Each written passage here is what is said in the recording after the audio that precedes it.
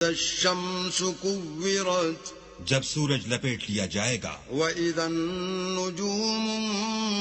انكدرت اور جب تارے بے نور ہو جائیں گے، وإذا الجبال سيرت اور جب پہاڑ چلائے جائیں گے، وإذا العشار عطلت اور جب بیانے والی اونٹنیاں بیکار ہو جائیں گی، وإذا الوحوش حشرت اور جب وحشی جانور جمع کیے جائیں گے، وإذا البحار سجرت اور جب دریا آگ ہو جائیں گے، وإذا النفوس زوجت اور جب روحیں بدنوں سے ملا دی جائیں گی، وإذا الموءودة سئلت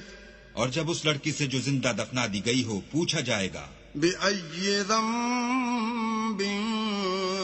قتلت کہ وہ کس گناہ پر مار دی گئی، وإذا الصحف نشرت اور جب عملوں کے دفتر کھولے جائیں گے، وإذا السماء كشطت اور جب آسمان کی کھال کھینچ لی جائے گی، وإذا الجحيم سعرت اور جب دوزخ کی آگ بھڑکائی جائے گی، وإذا الجنة أزلفت اور بہشت جب قریب لائی جائے گی، علمت نفس ما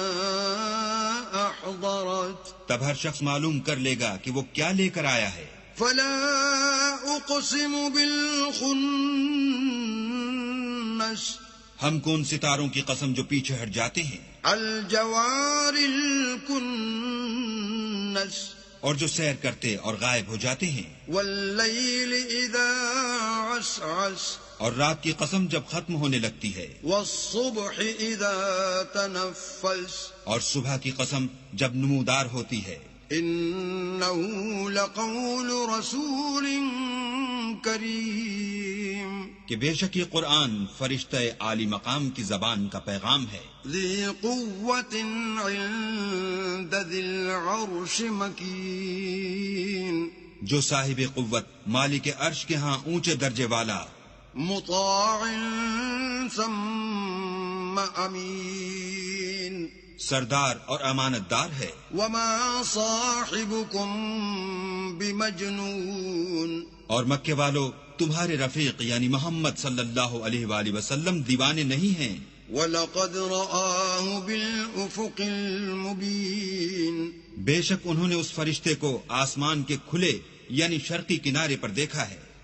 وَمَا هُوَ عَلَى الْغَيْبِ بِضَنِينٍ اور وہ پوشیدہ باتوں کے ظاہر کرنے میں بخیل نہیں، وَمَا هُوَ بِقَوْلِ شَيْطَانٍ رَجِيمٍ اور یہ شیطان مردود کا کلام نہیں۔ فَأَيْنَ تَذْهَبُونَ